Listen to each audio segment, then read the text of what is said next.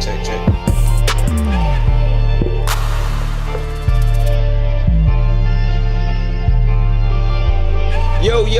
Yo, what is going on, South Texas? Let's get it, King. Cut the beat. Let's get this thing started. What is going on? It is a Wednesday night in South Texas, which means we are coming live from the Ridin studios with Ridin Sports. And to my immediate left, we have my boy Roy in the building. What is going on? What is going on? The big man in the building. What muscles did you make hurt today? I'm in a deload week, man. So I don't really focus on the lifting. I'm focusing more on just the active recovery and getting some cardio in. So okay, we gonna give y'all a fitness nugget today. So, as a fitness professional, how would you explain the importance of rest and recovery to someone who is starting their weight loss or fitness journey? Because I know when I in the fitness world, people have this go mindset, you know what I mean? So and I always try and stress rest and recovery. So as a fitness professional who's been in the game since the game got turned on, you know what I'm saying? Yeah. What would be your advice as far as rest and recovery goes? Man, you want to rest as often as possible because that's where you grow. Your muscles grow during rest. So when you sleep is when you do your growing, and when you do your weight loss, that's when you get your results during your sleep and rest. So I would stress at least maybe 1 to 2 days out of the week. Some people do the team no days off. I don't believe in that. The body needs, recovery in order for it to improve. As far as deloads, so like I was explaining earlier, every so often, like after a mesocycle, so pretty much how a month of training would be 4 to maybe 6 weeks of, maybe moderate to intense type of training, whether you're doing bro split where you're just focusing on one muscle group, or you're doing push-pull legs, hit workout, whatever. After a good 4 to 6 weeks, you should try to dial it back and maybe kind of get the body some active recovery. So that's why I say deload. It's really common in the strength and conditioning space. Athletes, they don't go 100% every day in the weight room because that's how you get hurt, because that's not what they're there for. They're there to get stronger, but that's not what they get their money from. That's not what they get paid for. Not in the weight room. We're only there to supplement. But rest and recovery, like I said, 1 to 2 days out of the week should be permanent. I usually do 2 or 3 if I can, just because it's part of my daily life. Yeah. So me racking and unracking weights, me demonstrating, that's me doing the workout too, including my own workout. Boy, I'm trying to tell you, that's tough, bro. So, but that's what I would recommend for anybody trying to start out. Take it for someone who used to just work out every day, and it does not go. It may happen for maybe the short term, but then your body plateaus, and then it's just bro, you gotta rest. Facts. And the way I explain it to people is your muscles are like a spring, and every rep that you take, you're tightening that spring. Right. And if you keep tightening, eventually that spring's gonna pop, right? That's a good analogy. I also use the analogy of a cut. So if you were to just continuously rub against it, and not really actively put on the natural healing ailments to keep it from getting infected. Exactly. Yeah. And then you just keep on rubbing, or you rub some sandpaper on your hands and it just never heals because you keep rubbing it, and it's just okay, you're just beating a dead horse at this point, and you'll never show any gains or whatever you're trying to get. So also, before I forget, we got DJ Lil King in the background. He gonna be with us later, maybe, possibly. He gonna chime in, I know it. But we gonna go ahead and jump right into it. DJ. That my DJ. Say go DJ. All right, so I was watching the ESPN today, and I was scrolling the YouTube today, and this boy old as hell. That the YouTube. Anytime you put the word "the" in front of, that she pushing you. You know what I'm saying? That's because the kids say "unk." And bruh, dude called me "unk" in my chat the other day. I just accepted it, I'm going all the way with it. You know what I mean? Tight. So anyway, I was watching the YouTube and the ESPN. Right? It may have even been the FS1. Right? But the headline really caught my attention because the Oklahoma City Thunder is one of the NBA's youngest franchises, right? Right. Now, they've had some historically great players in that short time. Okay, the question was posed, if Shea pulls off this run, is he the greatest player in Oklahoma City Thunder history? I mean, yeah, by default, just by resume, because he did what Kevin couldn't do. So everybody's gonna default oh no, it's Kevin Durant, he's the best player. Yeah, sure. On a like star power and like just he had more years in the league compared to Shea. You know, he's been there, but he's not over the hump. He didn't even get to the pretty much to where he's at now. At least like in a chance to win it back at home. So he didn't get to that chance. But I would say yes. I would say yes. He's just a you could tell that obviously I'm sure he didn't even expect to be there. He got blindsided by the trade, but he's taking his opportunity and he's become like one of the best players in the league. So I would say yeah, best player, OKC history. Yeah. I can agree and I can see why people would say it, and I'm not going to disagree with you, because Russ won an MVP and did a triple-double doing it. Mm-hmm. Then, of course, Kevin Durant won his MVP, becoming the first player in that franchise's history to win an MVP. Right. You know what I mean? But they didn't win. They didn't win. They didn't win. And Shea has the chance to win. And when it comes to Shea's run, he is the de facto guy on that team. I agree. And when he got there, people forget, like, he had to fix something that was broken. Like, that was after Kevin Durant left, after Russell Westbrook left, after James Harden left, after Paul George, after Carmelo Anthony, Serge. Like, bro, Nick Collison didn't even play a dribble with Shea. You know what I mean? Yeah. And Nick Collison was there just as long as Kevin Durant. I was a fan of Nick Collison. You know what I mean? Man. Hustle player that you want on your team. You know what I mean? So, like, Shea had to not only save the franchise, you know what I mean? When he got traded there, nobody, they traded some dude named Shea Gilgeous-Alexander, whatever. You know what I mean? And for him to not only to become what he has become, to stay focused when you win 22 games, when you win 30 games, then you win 40, or however it went. Then that trending, that trending is going you know what I mean? Every year, even though it's not ideal and what you probably want end goal wise, each year you're getting better. Yep. And now look, you're in the big game, almost in a position to win it on your court. Yeah. That would just be. I know the fans of Oklahoma City, yeah. Man, that would just be wild. It'd be a great time. And then the cooler thing is like Russ, KD, and James, they never really had an injury when they were together that really stunted their growth. You know what I mean? Their run, they were all rolling when they finally got over the hump with the Spurs. Right. You know what I mean? When they were them in the young Golden State, when they were figuring out who's going to be the next squad to run this shit, right? For Shea, when they got Chet missed his whole his rookie year. That's right. You know what I mean? Yeah. Like, so the guy that we draft to be your partner in crime, you gotta wait. You know what I mean? And they did well without him. And they did well without him. You know what I mean? Well without him, yeah. And then now you draft both the Williams boys. You draft that bitch. You bring in He does have his brother on the team, isn't he? I don't know if they're brothers. Oh no. I think they have the same name. Yeah, but one there's Jay and Jal. Yeah. Let me in. I locked myself out. Oh my god. There you go. We're gonna take a brief commercial break after these messages. Oh my god. That's funny. Hey, talk to the people, boy. Yo, all right. So just kind of piggybacking on with the whole work and rest recovery thing. So definitely want to just kind of reiterate that working out is important. Rest is even more important. Treat those rest days as they should be, and rest. Active rest is fine. Walking is fine, but don't go team those days off. There's no gains from that.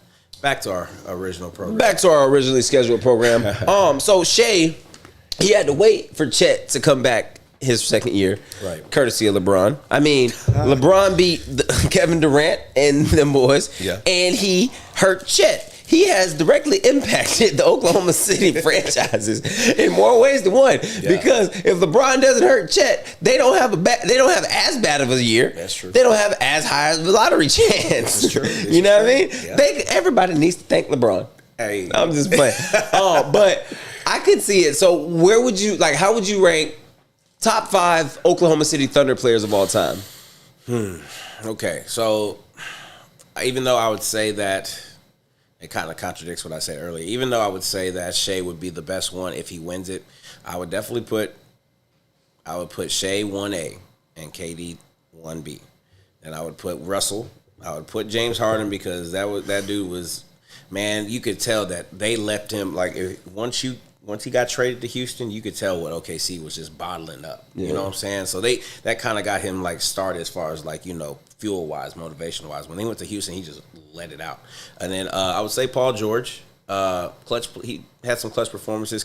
Even Carmelo Anthony, I would definitely say that he would round my top 5 there. But I would just definitely say, like, going back to what I was saying about Shea and KD kind of sharing that like 1B thing, and I guess you can go interchangeable because it's like it's KD, Yeah. But then I mean it's Shea, you can say it now it's Shea because Shea that boy's a bucket, man. Like he's probably one of the more true scorers I've seen. Not besides getting every foul call.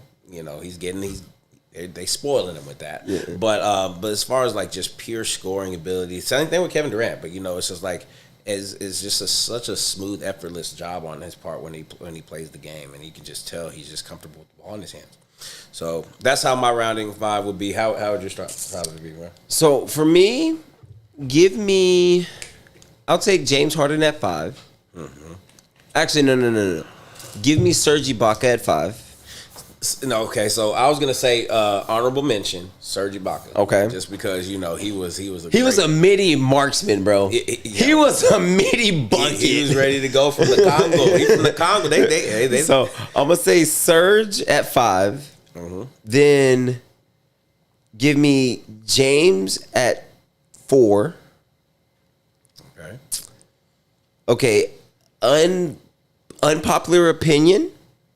Give me Kevin Durant at 3. Well, all right. If he pulls it off, give me Shea.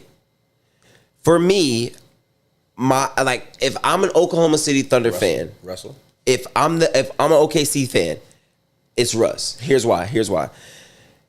Russ was there after Kevin Durant left, after James Harden left. Right. He kept them in the playoffs. You know what I mean? Yeah. Like he established a triple-double for a season there first. You know what I mean? Yeah, Won the MVP there. Yep. Doing a triple, like something that we've historically never seen before. For you know what I mean?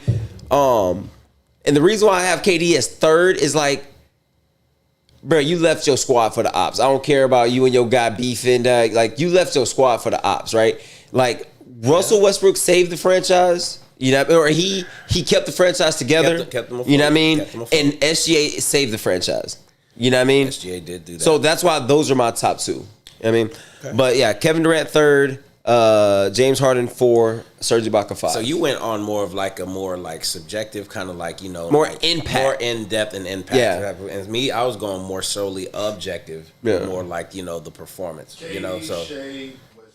I just need yeah. That's King, your 5D. King said his is KD, Shea, Westbrook in that order.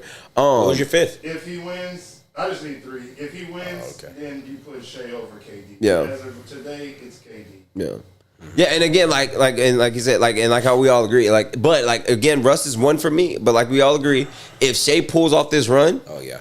like you got to give it to the guy that brought, because like right now, you can't, it's hard to argue with most, example, it's hard to argue with most Philadelphia Eagles fans about Nick Foles. You know what I mean? Because he's the one that got the first one. You know what I mean? Now, the person that can rival that for us is Jalen, because Jalen did something Nick didn't do. He got there twice, and B, he led the team both times. You know what I mean? He was the starter. Yeah, he just do your job, bro. Yeah, do your job. Yeah. Next man up. Oh, yes, sir, coach. That's what he did. You know what I mean? Just happened to be in the Super Bowl. Yeah, I mean, so like Jalen had more pressure to get it done as the starter. You know what I mean? Dude, in my opinion, that game, but man, they balled it. Yeah, they did. Oh Both games, bro. We'll talk about that coming up in a couple of I weeks. don't know about the Jalen Williams dude, but I don't know his contract situation, but that could be another Harden situation right there. Oh, yeah, the Williams? Yeah. Yeah, because they got to pay Shea. You got to pay your MVP. you got to pay the MVP. That's a core, though. That's a core. Him, Williams, and Holmgren. That's a core group. You don't. I mean, I get it that whenever your stock goes up. Hey, you know what MVP stand for? More volume in my pocket. Now that you brought up Holmgren, so they got to pay Shea, they got to pay Holmgren. Got to pay Shea, got to pay Holmgren. Yep. You got to pay number 8. You got to pay him. They could pay him, but what they could pay him isn't They gonna lowball him, bro. They're gonna that lowball sucks him. because You know what I'm saying? his value's gonna go up And because of that's them. what we were talking about after you win the championship in the Yep. Super Bowl. You were talking That's about why players leave. right. Yep. Yeah, I remember y'all talking about that. Yep. So yeah, Now, it makes seems sense. Like the Pelicans will offer him fucking $40 million a year. I hate that for him, dude. And He'll even though it's the shitty Pelicans, And He's gonna take it, bro. Because You don't at turn this down point- $40 million. Yeah. a year here. At this point, Hey, yeah. hey, bro, look, we gonna Yeah. offer you $40 million. You gonna be the star player. We gonna win 5 games, but you gonna be the highest. You gonna be the highest paid losing in the game. At this point, it's like, hey, he won his chip. Let him get his bread. I'm cool with that. You know what I mean? I feel y'all when y'all say that. I feel that when y'all talk like about that. I can't be mad. Like again, back to the Eagles. I can't be mad at Josh Sweat and Milton Williams when Josh Sweat just went out and made $75 million. Milton Williams just made $106. You You're know what I right. mean? You can't Yeah. be mad at that, bro. Can't be mad. You're right. These Super Bowls and these championships with these contracts that are at the bare minimum. Yep. So you're trying to win them when they're young. Right. You win them. You see what's going on with the Lakers right now. Yep. Trying to pay LeBron, trying to play Luka. It's hard to get a that's surrounding gonna cast because these dudes' contracts are so huge. Yep. And They then can't afford to pay nobody else. facts. That's true. Facts. And I think another thing, like athletes today are making so much money and they're investing their money in so much stuff that they can't afford to take a pay cut later in their career. You know what I mean? Like it used to be back, like I was thinking about this just today. Nobody stays in their lane. Nobody has a lane anymore. You know what I mean? Everybody does everything. Like basketball, like athletes, for example. Every athlete has a podcast. Every athlete has a clothing line. Every athlete has a media company. Every athlete has everything. You know what I mean? Well, I feel like they're doing this because they're trying to settle, get ready to settle outside of basketball. And then notice it. You Like, ain't seen that ESPN broke. yeah, Yep. exactly. Like a Yep. lot of these players, they go bankrupt after like they're done with playing ball because it's like, okay, what do I do next? Facts. I mean, they think You that can't that afford check. that lifestyle. You can't afford- You got $30,000 a month in bills. Now you ain't got no income. Cause like Exactly. these boys get like, cause they're like, and it's heavy in our culture. I had a thought today too. Like it's like in our culture, you hear so many times, I bought mom a house, I bought sister a car, I bought this that. Like when we make it, right? Why didn't you buy mama a business? Why didn't you start mama a business? You know what I mean? Why did you invest this? You know what I mean? money Like, here? Yeah. So, but on the other side, like even in Or his, bought mama a whole block. yeah, I bought the family a Bought book. some Where property, she can collect. some Yeah. properties, yeah. So you could like, yeah, Yeah, exactly. Real estate, buy some real estate. Exactly. Like you go to the other side, like you Mama said. manager. for sure. Yeah, for I sure. bought mom a compound, and she managing it, like you just said. You know what I mean? That's income, man. But like, Straight up. but like they're not thinking like they have their money in Jewelry. jewelry. You know what I mean? Things that are like- go buy fucking. Let's just say what is that? $1 million. You can buy 8 houses. 8 houses. $100,000 houses. You can buy 8 of them. Let's just say with all the closing costs and all that. Rent them hoes out. Rent them hoes out $1,500, $2,000 a month. Bruh, They gonna that's- be brand new. Yep. That's $2,000, $2,500 a month. in the right, like, demographic Bruh, too. you You know, finna win. you Facts. go to the like wealthy. Yeah. Yeah, bro. you go to put them in the Facts. big 10 houses in the lakes. You get $3,000 a month. Yep. Shit. That's income, man. That's why I see them doing this stuff now, like podcasting. They're thinking about life after ball, but it's like, yeah, you think about like you want them to stay in. You're still a pro athlete, focused. And on I'm not being a saying pro like athlete. stay in your lane. I'm not gonna ever say shut up and dribble. Like Oh, yeah. execute all of your talents for sure. But it's like like we were talking about building championship rosters, right? If you have like all of your money in other assets and you're heavily still depending on your NBA money, Right. like let's say that like right now Steph Curry and these athletes are becoming general managers and stuff, and that is so right, cool. and Yeah. they're doing that while they're still actively playing, active, right? yeah. Yeah, That's so that's cool. cool. That's cool. But like, let's say that he needs to negotiate a contract over here with the player, and now he needs to dip into his personal equity. You know what I mean? He can't now take a pay cut to keep a Klay Thompson, Well, or you know what I mean? Maybe not. not- Because of just who he is and the lifetime like contract he got with Under Armour. Maybe not like let's not like use Steph. Yeah. Maybe like someone like Trey Young. Trae Young. He's one of the ones for Oklahoma, right? Yeah. I think he's one of the GMs for them. Yeah. As far as like, getting like the recruits and stuff. So I feel like someone like him, yes, that would be a little bit more relevant to that. Yeah. Like, that soliloquy. But I feel like Steph, just because the money he's already made, the money he's still making. You make a valid point. Steph got investors. He got investors. Steph got people in front of him before you touch his money. He's invested in the PGA Tour. And that's like one of the more lucrative, like when they go to Augusta every year, and that's because they're using Steph to try and save that. Because like when the LIV came out, it damn near bankrupted the PGA. That's true. You know what I mean? That's true. And I thought that was going to be a reality, but you know what? It ended up like kind of like you ain't gonna bankrupt the Masters. You think they gonna let you bankrupt the Masters? But no, you think they gonna bankrupt Pebble Beach? No, South Carolina, right? That's what it is. Where is that at? I thought Pebble Beach was in. Oh, I'm thinking Myrtle Beach. Myrtle Beach is in South Carolina, right? Am I still tripping? Geography. I'm not a geography expert. What you doing down there? Get my phone. Oh God. I just know that Augusta is in Georgia. That's where they have the Masters every year. So. Where is Myrtle Beach Golf Course? Myrtle Beach. I thought you said a different. Well, the first beach I think we said Pebble Beach, and then I said Myrtle Beach. I thought that was in South Carolina. Sounds like it, right? Sounds like it would. But yeah, man. Like I thought the what is it? LIV live or what is it? They hype around LIV. Okay, I thought it was just live. Yeah, I thought they were gonna. Pebble Beach is in California. California. Okay. Sure. You said Myrtle. Myrtle. M-Y-R-T-Y. R-T. T-L-E. I mean Myrtle. That's an old lady name. Hey baby, go ahead over there and call Myrtle. And tell her that I need her to come and sew up my girdle. Oh my God. No, it'd be more like a bonnet. Not the bonnet. Go and tell Myrtle I need to go ahead and sew up my moo-moo. Okay. Myrtle Beach is in South Carolina. Woo! Look at you knowing your geography. Let's go. All right, speaking of geography. All right. The Los Angeles Lakers had a little bit of breaking news today. The Los Angeles Lakers have began the process to sell the Los Angeles Lakers. The Bus family? The Bus family has finally packing it up. And they are selling the Los Angeles Lakers. How much? Let me see if I can find the numbers again. Their reported value is $7.1 billion. Yeah. With a B? Yeah, so paid, but that's what the franchise was valued at. Billion. What a B? Billion. B, Bob, boy, I heard that it got sold. bang, boom, bap, boop. It was a little parched. Look, yeah, bamished, billionaire, Okay, bust. So Luka was given short heads up, and it says that Genie will remain the governor, the highest valuation in history. How does that work?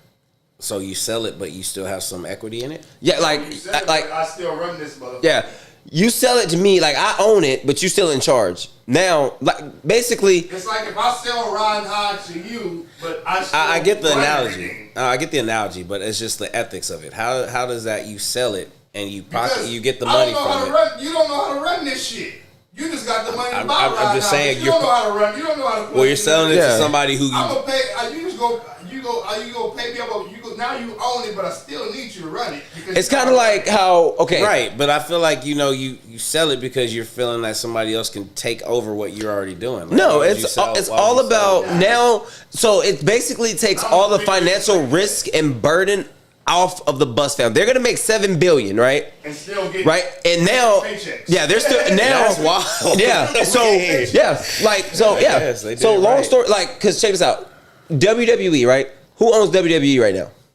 I don't even know. It used to be Vince McMahon. I knew that right? back in the day. Yeah. So WWE is now under the TKO umbrella, which is also UFC is also under that umbrella. So Triple H runs WWE, right? Oh, really? Yes, Triple H runs WWE. Huh, okay. Dana White runs UFC, Right. but they both answer to TKO. Right. Okay. So now TKO handles all of the overhead, right? So they tell, if you can say, hey, we want to do a show in Vegas, and this just happened to WWE. WWE had an event planned in New Orleans, right? TKO said, we want that event in Los Angeles. WWE said, yes, sir. They moved that event to Los Angeles and then replaced that event with another event in New Orleans. You know what I mean? So what's for the Bus family, yes, Jeannie is going to handle the day-to-day operations. She gonna pay the light bill. She gonna pay LeBron. She gonna make sure the water boys she's are like good. The landlord. She the landlord. Landlord. But she Okay, went there from we go. owning the complex to now being a complex manager. So backwards. That's low key backwards. Because owning it is what you actually end up. Not if I make $7.5 billion. You can have this. Well, I'm motherfucker. saying like what you're saying is like the owner is obviously superseding the manager. Yeah, manager like is now, below. the So, only like, thing she she's gave below. up, the only thing she gave up is her right to be fired. She can be fired now. That's all she gave up. Okay, You know what I mean? Okay, I got you. You know what I mean? That's Yeah, all yeah. she gave up at the I end of got the day is her right to be fired. And hold on, real quick. You said that's like a downgrade or a loss. It's an upgrade. No, ain't from it? what his analogy was, yeah, when he said owner to manager, that's a downgrade. Yes, but also whenever from owner to manager, when your dad bought the franchise for 6. We didn't expose that. We didn't say that. We knew that. I knew that. I get what you're saying though. We didn't. Basically, her dad bought the franchise for $68 million. She Right. sold it for 7 point. Oh yeah, she turned a profit. million, and she still works there. Got it. Shit. Okay, just yeah. So she made. So she flipped it. Turn a profit. Nick, she flipped the brick for $7 billion. That's crazy. And not only did she flip, she flipped the brick for $7 billion. Not it. only did she get to flip the brick, right? Shout out to They Snowfall gave one her, time. they gave her the same brick and let her still sell out the pound, nigga. Shout out to Snowfall one time. Right. One of my shows, man. I ain't gonna lie. I'm not gonna lie. That analogy just takes me back to that show. You know what I mean? But I like how, that's wild. I didn't know how much she, her father bought it for originally. And they talked about it in that Just See Showtime. That's a badass show. I think they canceled it after one. It was a. I knew I it thought it was was two. gonna No, it be was 2 seasons. It's 2 Hey. seasons. 2 or 1. I got a It's 2 question. seasons. It's 2 seasons. I got a question. Okay. Y'all think Magic was knocking that down? Yes. See, that's why I got canceled because I think all that shit was real. I feel like it was exposing a lot, Yeah, and too much. It was and exposing too fucking much. man, dude, Because that show was, correct me if I'm wrong, but that show was out around the same time Magic was in the front office in LA, right? Nah. no. I just think it just. No, I'm not talking about like Magic Johnson being working in the. I'm talking about like when that show was airing. Wasn't he like Nah, the he- president of basketball operations or some shit? no, I thought he was focusing on the Dodgers. He's like focusing Yeah. on, What year did the show come out? like 20. The first season was like 2022, I think, and then they had season 2. They had a second season because I remember watching it. I thought Yeah, it came out 2022. It was 2 seasons. it was a good. Because the last episode of the second season just ended like weird. Yeah, it was a weird. Like they just pushed fucking 5 episodes into one. Yeah. I wasn't a fan of how it ended, but at okay, first, the first season, I was He like, was damn, this is a there good show. he was president of basketball operations from February of 2017 to April of 2019. Yeah, so he was gone before. I just okay. think, bro, the way that they were portraying him, that's Man. Magic Johnson, nigga. He got too much pull. Yeah. Shit, you ain't finna portray Magic Johnson. Damn, I'm about to say, man, was he like that with the ladies for real like that? I'm like, man. I mean, I believe it. I believe it too, man. Magic Johnson, I forgot that baby. nigga was that tall. I forgot he was like. First about of all, six- like, they didn't call that nigga Magic Johnson because he pulled rabbits out of his hat, but he did pull a snow bunny or two. He did. That he did. Touche. And it was it was on HBO. Yeah, HBO. Yep. The girl that played Jeannie Buss, man, I thought she was pretty hot. I ain't gonna lie. I don't remember her name, but I thought she was pretty hot. Shout out to those that know the name of the cake. Let's see. I don't remember. The dude that looked just like Magic too, back in the day. He looked just like Magic. So they casted well. Man, I can't find it. Can't find what? The first when was the first season? But so how do y'all think that this? Okay, Luka got again. I feel bad for Luka because this boy keep catching strays and surprises. This boy Luka, he's like, I'm finally in LA. I got nice family, been here in ownership for a long time. I can trust ownership to be here a long time. Man, he's just saying that. Why did I make him PR, sound African? He probably, I don't know, man. Hanging Yeah, around Africans too long. Yeah, it's PR because he didn't want to leave Dallas. He loves Dallas, and he shouldn't have left Dallas. They shouldn't. They still, I feel like, dropped the ball on that, and they just got lucky in the draft. So I don't know. We'll see how that pans out. But I feel like, man, the Lakers, they gonna show them some love though. They know the value of who they got. You know, they know LeBron's fading away. He's fading out. No pun intended. No fading away. But they know Luka's gonna probably be the one running the show. But it made me think that you brought that up. Right? Because the Bus family is all about that Showtime shit. Showtime. What if this Luka Showtime? You know, the Showtime isn't like a Lakers thing; it's a Bus thing. Yeah, it's all about. It's a Bus like thing. it was Dr. Bus. That was his idea. This like, comes yeah. in and he's like, stars. I want fundamental basketball. Shit, we just want fucking, like you say, basketball. Yeah. We just want pure basketball. Fuck all the antics. Oh, I just want to see pure basketball. You know who would be a dope owner for the Lakers, bro? The dude that owns the Clippers. Yeah, that's what I was saying. Imagine if he owned if he bought the Lakers, bro. What's his name? Steve Ballmer. Bro, he is amazing, bro. Our arena, bro. They got the wall, bro. That's crazy. Like it brings like a college, and the same thing. OKC has the same feeling. It has like a college atmosphere in the pros. You know what I mean? It's college town. Hell yeah, it is. And it's just like, you know, all they have is the Sooners and, you know, Oklahoma Sooners, State the Oklahoma State Cowboys, They don't have a couple of AAA teams in baseball. That's like their OKC. only like main. That's their thing. Huh? They're so close people to- in Oklahoma root for the Dallas Cowboys. They're so close that's to- their NFL team, Yep. the Dallas Cowboys. Yep, facts. Well, Big facts. they're like a state above us, so it's Mm-hmm. like they're like you can And they just ain't got drive. no team shit. And I see a lot of them whenever they have the Red River rivalry game. Try saying that 3 times fast. But Bro, y'all remember when it was called the Red River Shootout, and then we got to they had yeah, oh yeah. Did you ever go to one of those games? Bro, I can't afford to go to one of them games. Bro, back in the day when I used to go to Austin, like tough back in Victoria, I would go to Austin every month, like maybe 2 times out of the month. My friend Leslie, shout out to Leslie. Shout out Leslie. She was a UT alum, so we would either go to like the UT games, like basketball, football, or this one time I went up there. I came on a good weekend, I guess. I didn't even know the game was actually I didn't know it was then. So we drove up to Dallas, and we ended up getting in that bitch. I don't know how we did. We just walked. Like, shout out to Leslie, bro. Literally, she led the way. We just walked. I just head down and just walked. I think I had like a UT visor. I was UT geared out. I ain't gonna lie. That's why you got in. I mean, but the thing is though, it's like, you think security at the Cotton Bowl is like there. It's security in America. Them niggas don't want to be there. Bro, we just walked in. Yeah, And we went straight to the top, to the tippy top. Just literally, and we could Y'all see got it. tickets? Nah, we didn't have tickets. We were just there. We were just there at the actual the fair. We went to the fair, and then everybody. But somehow we just I don't know what made us think we just hey, let's just walk. So I was like, what are we gonna do? What are they gonna say? Them security guards work at the bridge. we just walked, and we ended up getting there like a little after halftime, and we watched it. It was pretty good. It was a good game. Nice. It was a loud ass. What year was it?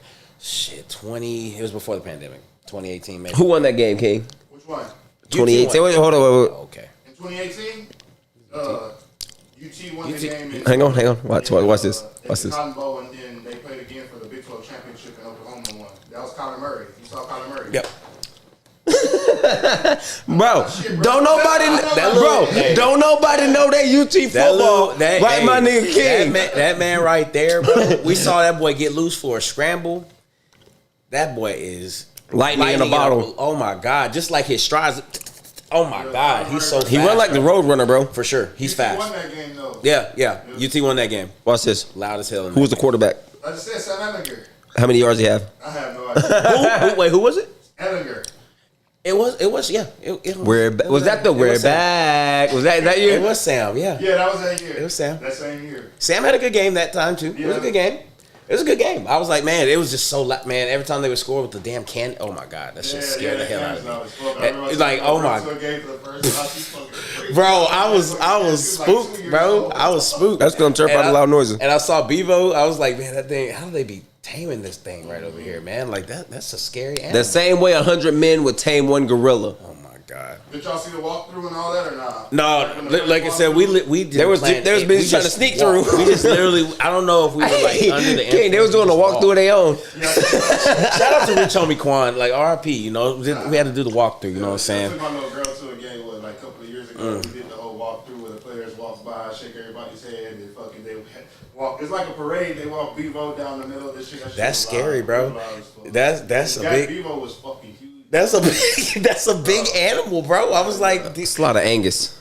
So I think a lot of UC games, but that was like my first time going to the actual like parade because that's just like 3 hours before kickoff. Yeah, for sure, bro. They be starting that thing so early, bro. We got on the road like at 5 that morning, man. We had to get up early. We actually went out we went on 6th Street the night before. I didn't know we was getting up that early, so that's why I was suggesting going out. So we all took turns, had to take turns driving to Dallas. Just say that. But we had to take a couple stops to drive. But These boys change every 10 miles. Bro, oh my God, it was a fun time though. But it's like, yeah, we just had to keep on. I never thought that we would just get to this day, man. I'm just like, how did we not get caught? You see any fights at the game? To my knowledge, no. It was a lot of white people. Okay. Respect factor, like Texas don't really get down like Nah. Okay. You got like what are another places like where you got rowdy fans like Philly, but even Philly fans are known for being rowdy, but Philly fans aren't really known for New York jumping on the competitor. Fact. Yeah. I'll tell you where they're fighting at. You want to know where they're fighting at? I'll tell you where they're fighting at. They're fighting in the damn WNBA. That's where they're fighting at. Oh, love the segue. That's where they're fighting at. Love the segue. Hold up. Perfect segue. So, last year, this has been coming to a head for a season and a half. So, man, your girl, and you know what? Them girls. You know what? Wild, bro. I respect your opinion and your take on Caitlyn. For what you said, I ain't gonna tell you everybody what we said at the dinner table when we was talking about Caitlyn. But you know what? I was watching some highlights of another basketball game, and she was watching the basketball game, and I was like, you know what? I get it. But anyway, so Caitlin Clark's in the middle of a basketball game. Caitlin Clark has basketball. Caitlin Clark does a spin move. Caitlin Clark gets smacked in the face, hit in the eye. Caitlin Clark's like, right? But you saw, and then, girl said, "Get off my," bruh. So notice there were no confrontational. It wasn't black people. It was white people. White people. That's why people aren't. The thing is, I think people were surprised about that. That it wasn't like, it's usually an African American. Yeah. Like of descent, like they're involving either with another African People American. expect that on Angel Reese's team. Yeah. I'm gonna say it for you. Yeah. But you know what's crazy though? You know what I just thought about? What's up? Those two, we ain't gonna keep the comparison of them. So I'm not gonna keep them in the same conversation for too long because I hate when people do that. Definitely. But they could not have gone to more perfect cities for them. Like, could you imagine Reese anywhere but Chicago? No. She Atlanta. Atlanta. Yeah. If Houston had a team. Houston. Man, You know what I mean? If Houston had the comments still, shout out to the comments. But back to the topic at hand. Mm-hmm. You have Caitlin Clark getting her teammate squabbing. You have Angel's teammate jumping to her defense. Mm-hmm. You have girls over here fighting. How do we feel about girls finally starting to throw hands again in the WNBA? I swear, like every time I see like women like play ball, it's like I know they want to buck up to each other, and I know they're just trying to be feminine about it though. They just want to I think like it's just a point like okay, something like just can't be, you can't let that slide. Like hair pulling, that ain't cool. Facts. You know what I'm saying? Poking the eye, that's not cool. Elbow to the that's not cool. Facts. You know what I'm saying? You got to stand up for yourself. But it's like they know how to take the chippy fouls. All they do is just maybe give them like a little stank look. Like what you doing? No, you know how niggas do. Niggas be like, man, what's up, bro? Square up type. You know know what's crazy though? It's wild. When I ref, it's the girls that are insane. Hey, they look on the basketball, bro. The dudes, right? The guys, they will talk ish to each other. Yeah. They'll give each other dirty looks. They might push if things get too crazy, but The boys, they don't want to beat you. Like, most of them don't want to beat you in the fight. They want to beat you on a scoreboard, cross you over, dunk on you, splash a 3 in your face, hit an E-note in your face, right? Because it's so much more with your skills talking. You know what I mean? You Exactly. instead of like your actual like, okay, can you fight? Yeah. So, but the girls, and now to the women in the WNBA, to see them finally getting catty, it's like, I think you've reached the point to where you have the modern woman finally in the WNBA. You don't have like the pretty girl who plays basketball anymore. You know what I mean? Like, yes, you have like your Maya Moores and your Candace Parker still today in the WNBA, right. But now you got women that grew up listening to Glorilla and Sexy Red in the WNBA. They ain't listening to just Mariah Carey and Mary J. Blige no more. They out here turning up. They got rap songs. Yep. You know what I mean? They got drill music in their ears, bro. They ready. They in pregame warm-ups with female drill music. Yep. And they got more than just Trina and Lil' Kim now. Oh, for sure. They got women out there spitting bars. Yep. And they out there turn up. You know what I'm saying? Hair did super fine. I don't give a shit tonight. Ooh, oh, girl, bitch, I'm about to go stupid tonight. Let somebody fuck with you, bitch. I'm jumping, I'm crashing out on whatever, bitch. I'm crashing on. She said, look, you know the white girl, she said, Caitlin. Anybody touch you, I'm crashing out tonight, girl. She said, girl, I've had 4 Starbucks and a Monster. I'm ready. Caitlin. Got the extra caffeine. Kate, look at me. CC, that's CC, right look there. at me. I'm ready. Oh my God. That's what they was talking about. CC, I got you, CC. Tight. And but the thing is, though, you know why they're doing that? They know how valuable of a player and how much of a commodity she is. She's just bringing so much revenue to the sport, and just eyes on the sport. Facts. But you gotta protect your moneymaker. And you know what I respect though? I respect her teammates coming to her defense, because bro, you know what they said? They said, hey, you had to miss a couple of games because of your quad, and we looked like dog water when you was gone. Y'all ain't gonna touch her no more. I think that's what it was, because I think some of her teammates still had that. I think they think some of them still had that. We don't need you. Yeah, like not a lot, but still like 5%. And that's enough hate in your heart to hate for somebody. That's right. You know what I mean? Like, but when she went out, they lost that last 5%, and it was like, hey, bro, we kind of need her. We need her. We need her back ASAP. Hey, you see right here? You see her? You see how much of an impact she has when she's on the court. It's like, she just makes the team better. Yep. Now, I be seeing the girl throwing dimes. Yep. Just straight dimes from half court. Girls smoking layups, because you know why? They're not used to that type of playmaking ability. Facts. They don't have the point guard that's gonna deliver that ball in such precise fashion, and it's like they're so wide open. It's like, oh, they smoked the layup. Yep. And then that's how parlays be getting messed up, because girls don't know how to. Not saying all girls, I ain't trying to be like that, but the girls that I be sometimes betting on, they don't know how to make a shot. They don't know how to get a rebound. And it gets me upset. Hey, you need to bet every Angel Reese rebound stat. I've been doing that. I've been clearing all my Angel Reese bets on rebounds. Yeah. I take her for rebounds every day. Heard that. And Sabrina Ionescu, threes every time. Heard that. Like, golly, I'm cashing out with them. But everybody else, y'all know who y'all are. And y'all know who y'all are. Y'all see such a precise pass, and you just smoked it. Now, I mean, I have no room to talk. I'm not a professional. Y'all are professionals, but I know how to make a layup. Golly, come on. Bro, my favorite thing to do on a basketball court, when somebody misses a layup and I'm standing right under the rim, and I hope they hear me every time I say it, they'll miss a layup, I'll be like, smoked it! Bro, I swear to God. Bro, they'll be coming down court. Do. Like, for what? Like, all that. Open court. Just do.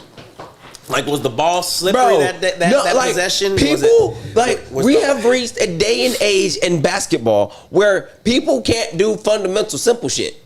Like, I'm not talking about the fancy shit. They got the step back, crossover, tween, through, hezzy, pull, go get it off the glass, go between their legs, do a dunk, catch it before it hit the glass, and then do a finger roll. They got all that skill in the world. Right. But you ask this motherfucker to go straight and make a layup on the right side of the rim with the right hand. They got to come this way. They can't do fundamental shit, bro. They can't do simple shit. Shout out to the Hoosiers, bro. You seen that movie Hoosiers? I gotta watch it. Whenever they're pretty much just strictly tough grit basketball, fundamentally sound. There you go. Yeah, Bro, the hickory with the yellow they yellow need to be shorts. out there learning Delilah. That's what they need to be doing. They need to be out there learning the four sisters. Oh my gosh. That's what I don't remember the other three, but they need to be out there learning Delilah. Delilah. What was the other one, man? What Delilah? Shoot. Let's Man, that was see. a good movie. What else? Delilah. It wasn't. How many sisters was it? Delilah was not. That was the. Was that the defense? That was the defensive name. That wasn't the offensive play, was it? I don't know. I don't remember, but they need to be out there learning Delilah. See, did you drink all the Kool-Aid? That. Oh man, I love that. I love that movie. No, but it's Delilah, and what was the other one? Let's see. Coach Carter. Play calls. Play calls. Sisters. I don't know how you put it in the search engine. We gotta find that out. We gotta find that. We gotta find that out. I almost said chat. I don't know why I said that. I was about to say Hey, chat. somebody put that in the comments. I was about to say chat. Well, I'll find it later. We're gonna find it for the next week. Is that anybody? Delilah.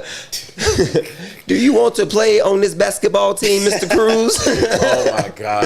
What is your deepest What's fear? that movie? That's, the one That's Coach Carter. Coach Carter. What is your deepest fear? But can you find King?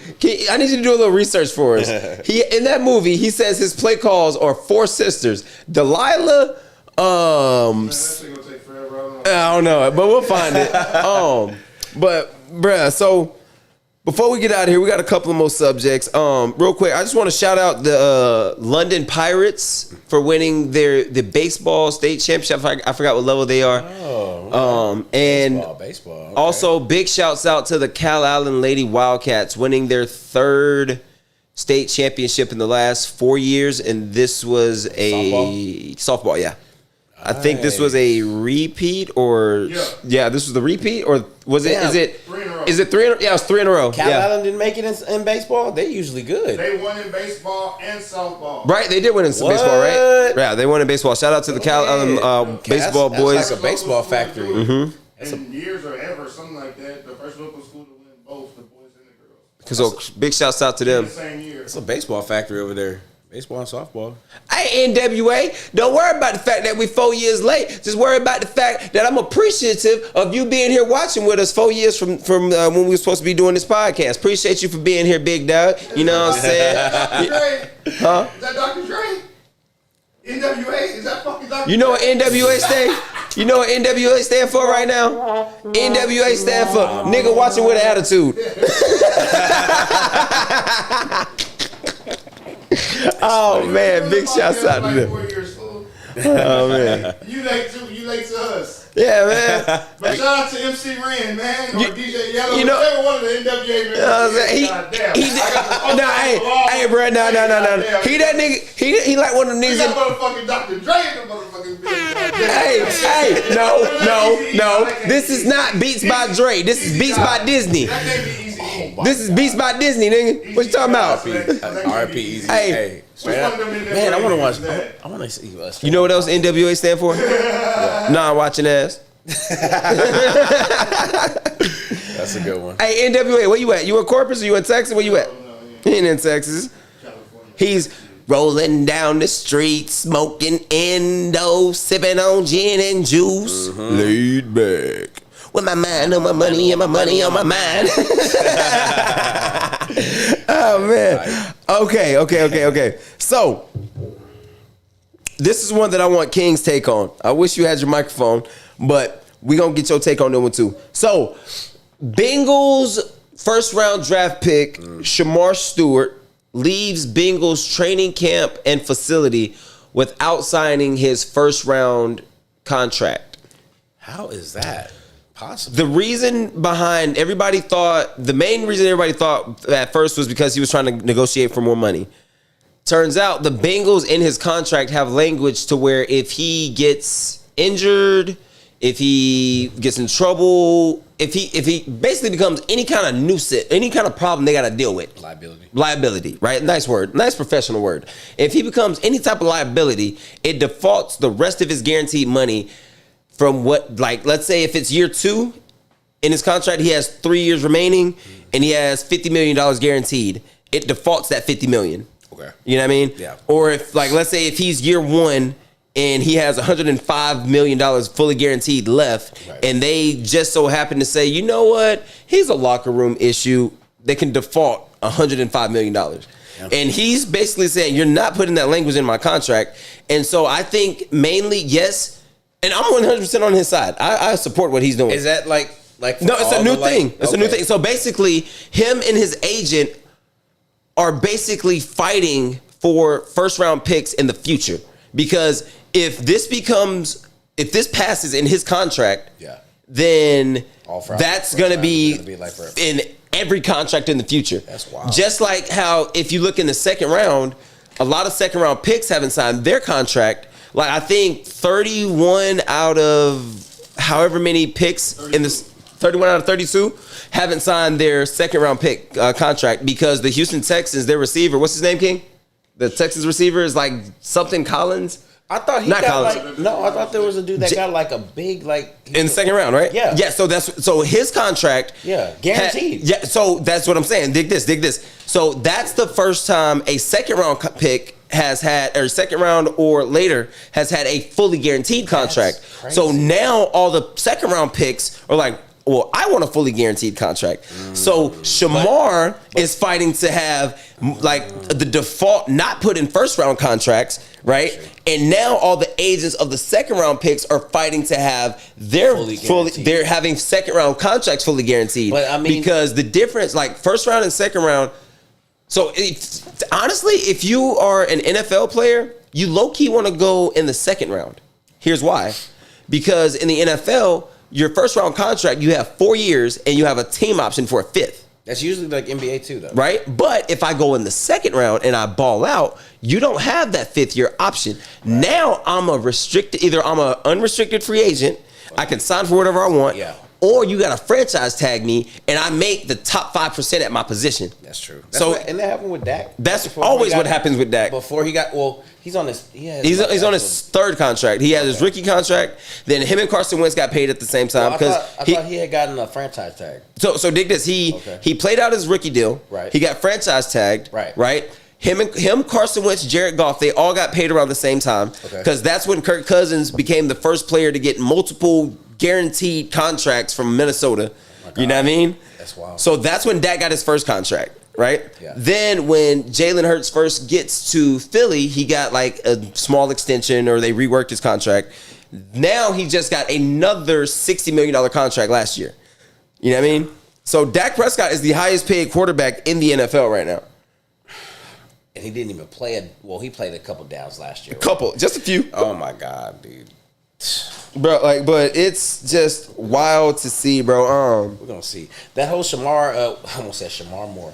You gotta keep on talking about that because I want King's take on it. You got to move forward though. So what happens if he holds out? So if he holds out, the Browns can do nothing because. And what does he have to do? So he just has to bounce. It's kind of like, you remember how Jim Kelly got drafted by the NFL? I forgot what team drafted him. He said, I don't want to go there. And so he went to the XFL or whatever. Them options ain't really available. Yeah. So let's just talk about today's time. His only option would be to what? So his only option would be to sit out. Okay. You know what I mean? And enter the 2026 draft. He can't because the Bengals have his draft rights. No, they lose his draft rights after a certain date. Do they? I saw that. Yeah. Okay, so if they lose his draft rights, then he can go back into the draft. Okay, so but here's I think that. Why don't you just go back to college? This is what He can't go back to college. He signed an agent. Yeah. He lost his amateurism. Whenever he's already, I don't even think I think you could have an agent. No. Once you sign an agent in the NFL, you're done.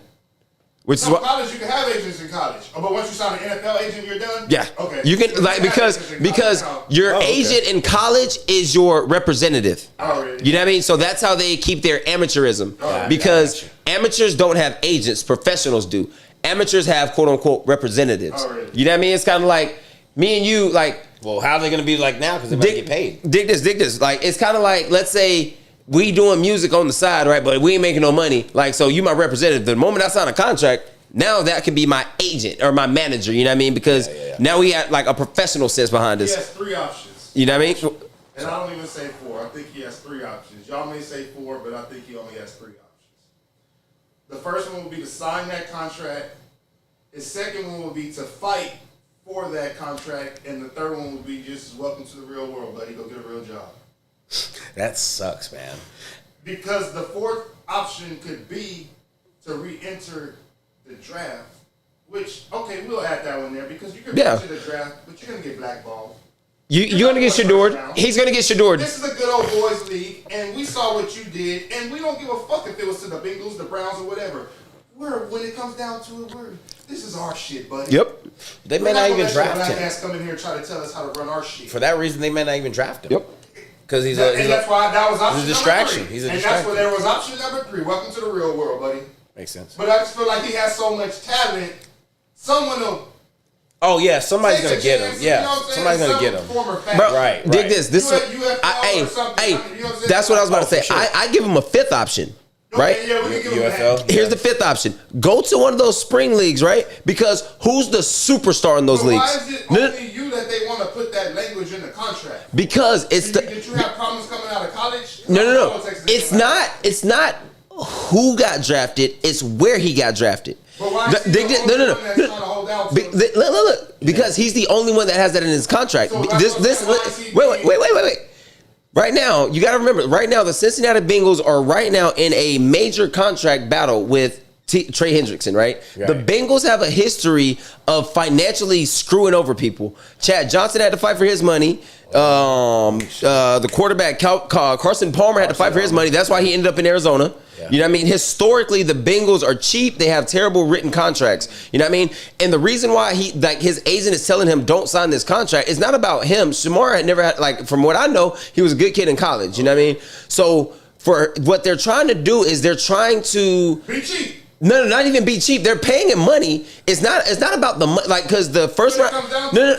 No. It's not. It has nothing to do with money, right? Put something in my shit to where if something fails, you could just. That's the problem. That's being cheap. No. It's like it's not about cheap because the first round contracts, they're already what's the word I'm looking for? They're guaranteed. They're staggered. They're slotted. Like so, if you go top 5, you get. The most you can get is this amount, and when they work out the guarantees, that's the big kicker. Like you could make $100 million, but I want 75 guaranteed. That's the problem with most contracts. But the problem that Shamar's running into is not the guaranteed money. It's not the years of the contract. That's already slotted. What the problem is, guaranteed money. No. The problem is that's the problem. Like it's more of his agent and the NFLPA are trying not to let this become the norm in all contracts because once one does it. Everybody's going to do it. Like you said, this is our league, right? So if we can get one agent to sign, and not only just any draft pick, a top 15 draft pick. He went first round? He went first round. So if we can get a kid that walked the stage for the draft in his suit, tie, diamonds, and everything to sign this contract that says, hey, if you F up, we can cancel all your money, right? Yes. Then it goes, now that's going to be in Arch's contract. Regardless, Arch is a good kid, but why are you going to put that in your draft pick contract? You know what I mean? That means that Ryan Williams is going to have that in his language. Jeremiah Smith would have that in his language. Yeah. You know what I mean? It's kind of like how Marvin Harrison Jr. was the first player to have to fight with Fanatics. You know what I mean? Yeah. You know what I mean? Like he was the first player to have to battle with them over name, image, and likeness at the professional level because he refused to sign a contract with them in college. Right. You know what I mean? Same situation. Like if now after Marvin Harrison got his situation settled, or I don't know if it's settled or not, but once that finally does get settled, players behind him dealing with Fanatics now know how to do it. Yeah. People right now in this situation don't want to have their player sign a contract that says if you tear your ACL, we don't have to cover that. Like we don't have to give you your money that we signed you for. You know what I mean? That's what it's all about. But like that, they're trying to find ways to default hundreds of millions of dollars that they're just trying not to pay them. Yeah, they're trying not to pay them. Like, yeah, the money's the signing for the money's not the problem. You know what I mean? We'll pay you 150 million, 100 guaranteed. But if you stub your toe and we think you need surgery, we get to default this contract and release you. Like if we find any reason to release you within the standards of our team rules, and their team rules are whatever they want to be. It's kind of like states work. Each state has their own set of state rules. You know what I mean? Right. Each team has their own set of team rules and team how they function. I mean, the Eagles, Howie Roseman works with pushing the cap down the road because he knows the cap's going to go up and up, up and up and up every year. So he pushes money down the road. Some owners and franchises, their owners like the cash that they have, and some like guaranteed money and signing bonuses that comes out of the owner's pocket. So if my GM's converting money into signing bonuses, well, motherfucker, I got to pay for that. Yeah. You know what I mean? So if this guaranteed money, if I cut you and I got to give you that guaranteed money, that motherfucker that comes out of my pocket. I don't want to do that. I guess this is another option too. They gonna trade him? Right, I just read it. They gonna trade. I mean, shoot. Hey, we ain't got to worry about it then. Somebody else is gonna. Somebody else gonna. They could trade him. You know? How can they trade? Well, I guess It's just like the NBA, bro. It's just like the NBA. I'm thinking, how can you trade? He hasn't played a game yet. Again, that's not signed, but at the same time, draft rights. Draft rights, just like the NBA, just like MLB, just like hockey. It's a rare moment in the NFL. You don't get draft picks traded like that. Usually, it's more in the WNBA. Yeah, it's more in the NBA, WNBA, like hockey, like where we'll like, hey, bro. Hey, can you do me a favor, dog? We're trying to trade up. Look at Bryce Young, C.J. Stroud, and Will Anderson. Look how that played out just 2-3 years ago. So it happens a lot. The trading. No. We've seen draft picks get traded. We've never really seen a player get drafted and then them draft that draft pick or trade that draft pick to another team. Like we've never seen. No, that was on draft night. Okay, we've seen that one, later? But okay, I'm talking about. But at the same, first round pick get traded like after draft night, before the season starts. Before the season starts, and that's fact. Eli falls more into that Jim Kelly umbrella of like. It's not a matter of I'm holding out. Like yes, I'm holding out. It's more nigga. I ain't playing for you. Yeah. You know what I mean? This is hey, bro. Y'all trying to play. Y'all trying to make my money funny. You know what I mean? I'm not playing. And they go, hey, you know what? We're going to trade you. And you know who really wants a pass rusher? And I hope they make this. I hope they trade for him. Philly. If he goes to Philly, we're going back to the ship. He's a good player, man. Huh? He's a good player. Bro, we got $32 million in cap space right now. You know he's good because he don't wear. What you're going to want, they're going to want draft picks for him. They're not going to want. We got 16 draft picks in the next 2 drafts. There we go. And we don't need them. What do you trade a first for? Him. I'm saying, what is Shador's word? Like, what would you like? Being that he's never played. I'll give you next year's first because he's a first round talent or whatever. Does he get 2 firsts? I'll give you a first. I'll give you 2 firsts. Because I'm not just trading. Yeah, he's gonna. My pick for next year for this dude. No. Yeah, you'll get 1 first round. Like you'll get next year's first, right? Because that basically washes itself out, right? I'm getting a first round draft pick from this past draft, so I'll give you my first round pick from next year. That's washing each other out, and to make like the trade official, right? So wait, that way you get something. I'll give you my first for like the next 2 years, my 2026 and my 2027, because I just got. This year's draft just passed, so I have my first round pick that I drafted. Now I have your first round pick. I have 2 first round picks. I don't need 2 first round picks in the next 2 drafts because now I have too much money coming due. That's true. You know what I mean? That Trey, what is his name? Trey Hendrickson? Bro, you know he cold when you don't play with gloves, bro, as a lineman. Bro, you know you cold. Them fingers, I know. I'm going to be honest with you. Any white dude that plays anything except quarterback, tight end, linebacker, you got to be cold. Oh, yeah, for sure. Like, if you play anything that needs any type of skill set outside of those big 3, you got skill. Or safety. I give you safety. I was gonna say receiver, running back, because you got bro. You know what's crazy? Who's a good white boy on the receiving end? You had back in the day. You had Matt Jones in Jacksonville. You had Jordy Nelson. You had McCaffrey's Ed McCaffrey. No, that's his dad. Yeah. The Pops. Yeah, you're right. Steve Largent. Wes Welker. Wes Welker. Wes Welker, Jules, Danny Amendola. The entire New England Patriots. It's crazy, bro. All of them, bro, but they all played. He said what? Light ball, But then they all played Brandon quarterback. Stokely. They all play quarterback in their, high Eric school, Decker. Who else? I'm still going. Eric Decker. I said Brandon Stokely. Hey, that boy Eric Decker was cold, bro. He was with Jesse James one time. I can't think of no more. But yeah, man, it's gonna be interesting, dog. Hunter Renfro. Hunter Renfro, he's a route goblin. Yo, he cold. He'll route your ass up. Wasn't he a quarterback before? He probably played quarterback. He looked like he had the hairline to play quarterback when he was. Hairline is wild. You say Julian Edelman? Julian Edelman. He played in Atlanta. Brian Finnegan. You have Scotty Miller. I thought he was a cornerback. Nah, who? Finnegan. That's Cortland Finnegan. He got his ass whooped by Andre Johnson in Houston. I was in Houston that day. Oh damn. Let's see who else. Who? Yeah, there's a bunch of white boys. Riley Cooper. Yeah. Riley Cooper. Yeah, I remember. Okay, I remember Riley Cooper. Who else? That's a cold white boy. Cooper Cup. Cooper Cup. Cold white boy. David Seals. Y'all remember? Joe Jaravicious. Do you count tight ends in that or just Every white boy plays tight end. They kind of just Tight ends are tight ends are left tackles that didn't get fat enough and can catch just good enough. Beasley. and used to play Cole ball. Beasley was nasty. And used to play basketball. Oh yeah, Cole Beasley was cold. Who else? Who else? Was he with Dallas before? Yeah, hell yeah. And Buffalo? Yeah, that's where he made his name at in Dallas. Dallas? He killed everybody on that. Bro, all that nigga ran was a whip route, and he would kick your ass with it. He ran a choice route. That was it. What happened with why did he leave Dallas? Did they just They didn't want to pay him, and Tony Romo left. He went to Buffalo and got that bag. And he got that bag, okay. and he started rapping. He raps?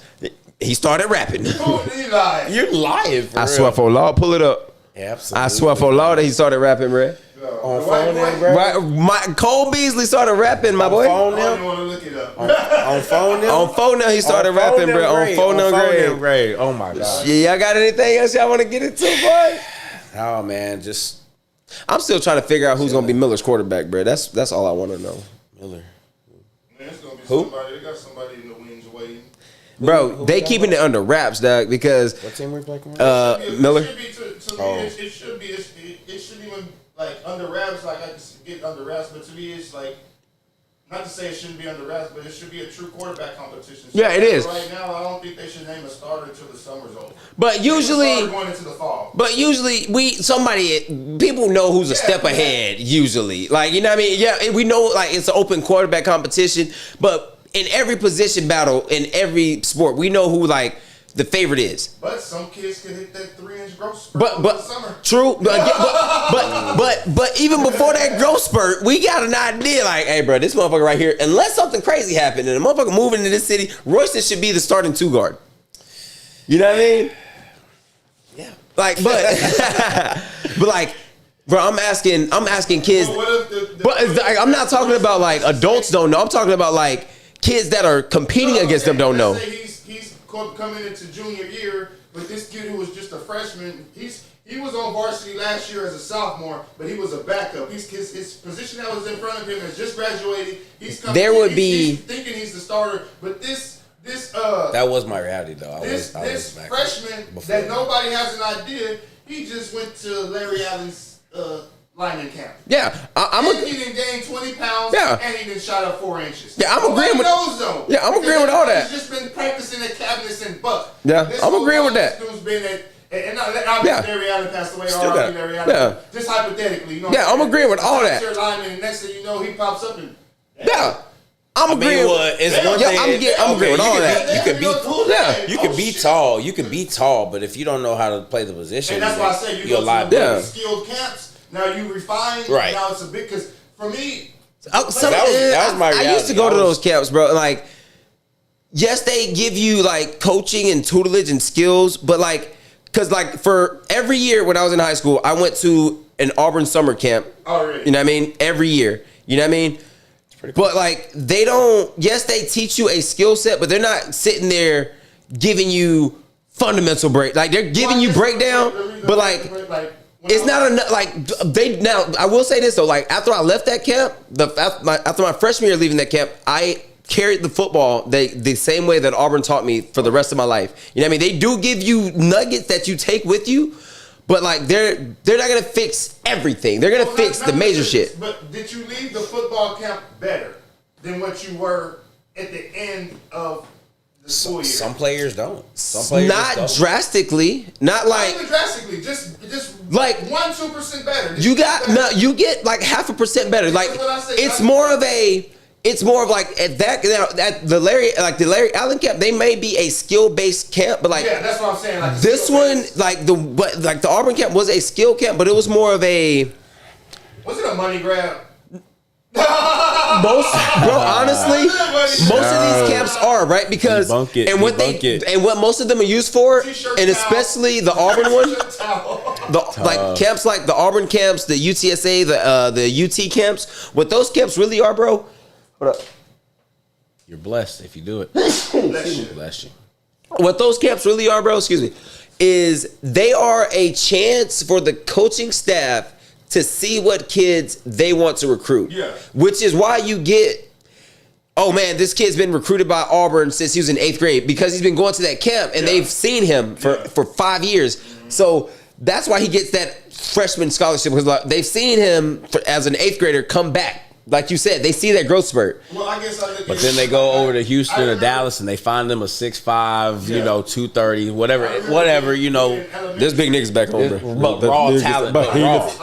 In elementary, when you do PE, like obviously the whole grade goes out there. Okay, y'all go run the backstops and do all that type of shit. Yeah. So I remember being like, I can't remember what grade it was, but I was like one of the slowest kids. And I would always like run my hardest and I was just slow as hell. That summer, my grandpa put me in West Oso summer track. By school year, the next year, I was the fucking fastest kid. There you go. And I didn't even feel like at the time that I was even learning anything at that summer camp. I was just running. That's all I did was run. But in a situation like that, it's not that you that you were learning how to run. It's more of you were in a position where it wasn't PE, so it didn't have that.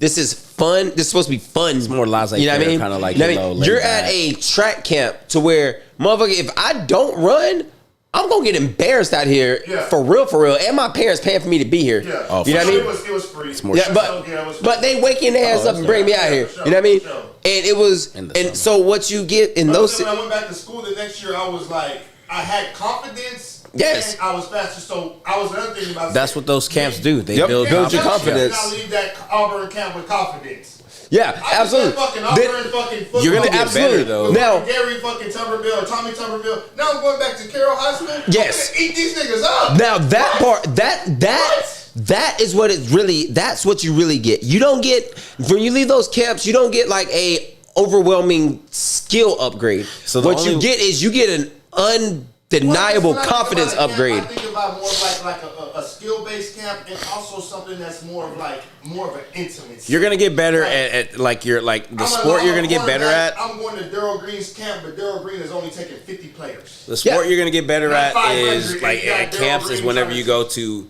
in basketball. That's like the easiest sport to like get better at. Like if you play up. So if you play like if you're 13 or under, you playing 14, 15. That's how you get better. That's the only sport, in my opinion, that you can safely get better. Like, you can't go against, like, your 13-year-old play against, like, 15, 16-year-olds as a football player. You're going to get your head knocked off. You're going to get hurt. But, like, basketball, it's a little bit easier to, like, improve skill set, like, from one summer to the next. Facts. Because it's a safer, like, environment as far as that, I think. That's what I think. Yo, what up, One Take KB?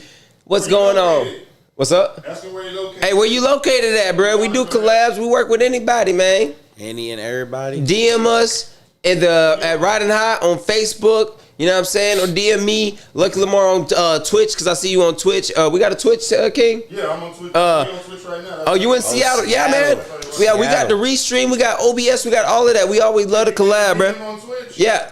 He's on Twitch right now. Yeah, follow me on Twitch, Lucky Lamar 1, and then that we're on right now. Yeah. DM the page that we're on right now, and then we'll reach out to you, and then we'll figure something out, and I'll send him your info too. Yeah, so DM us on here.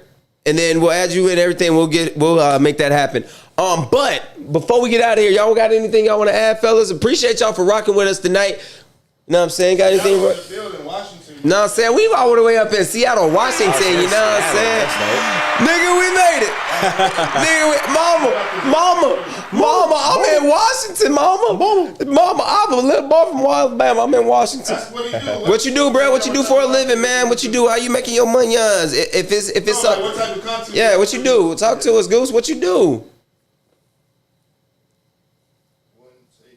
One take, KB, and his Insta is the only real Caleb.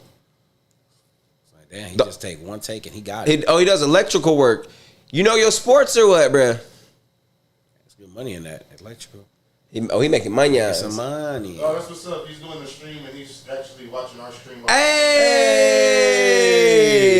Appreciate it. What up? Appreciate it. Hey, appreciate the love, man. We gonna support. I'm gonna follow you back when I get to the crib on Twitch. We be streaming. King be streaming his NCAA play. I be streaming my Call of Duty and NCAA play on our separate channels. But we here every Wednesday. We appreciate you being here with us. Hey, appreciate the love. Hey, we're gonna be here next Wednesday at 9 p.m. I think that might be like 7 p.m. your time. Maybe you'll find it and keep that notification bell on. But yeah, man, it's been a great show. Oh, I'm following him on Twitch from my personal. Yeah, you got the personal follow from DJ Lil King. That's the man with the plan, the CEO, the president, the founder, the owner of this whole shebang, this whole beautiful setup. That's the man right there. If you ever want to do anything, that's the dude right there. Yeah. Yes, sir. That's the man right there. That's the man with the plan. But hey, we might have another show. We got shows all week. We got this show. We got off the Kush with Scoob. We got Main Look Here. Do we do Bitchin' in the Kitchen? No. We got a lot of shows though. Oh, they all right here. We got Ridin High Sports. We got Main Look. We got the Ridin High concert series. We got Off the Kush. We got Let's Chop It Up. We got a whole bunch of stuff, man. But that's it for tonight. I have been Lucky Lamar. That's been Roy B. That's been DJ Lil King. And we been the Shiznits. And we out this business. Later, gang. Later. Yes, sir. Appreciate you. Shout out One Take KB.